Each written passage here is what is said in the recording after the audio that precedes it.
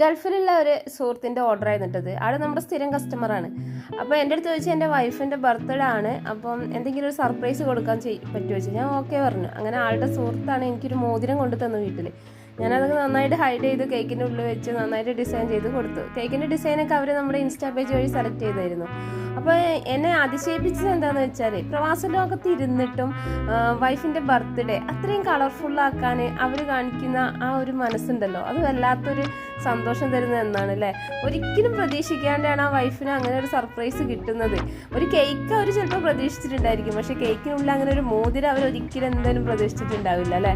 അപ്പോൾ അതൊക്കെ അങ്ങനെ ഭാര്യമാർക്ക് അത്രയും പരിഗണന കൊടുത്ത് ആ ഒരു ബർത്ത്ഡേ ദൂരത്തായിരുന്നിട്ടും ആ ബർത്ത്ഡേ അത്രയും കളർഫുള്ളാക്കാൻ അവർ കാണിക്കുന്ന മനസ്സുണ്ടല്ലോ, അതൊക്കെ കാണുമ്പോൾ വല്ലാത്തൊരു സന്തോഷമാണ് നമുക്ക് തോന്നുന്നത്.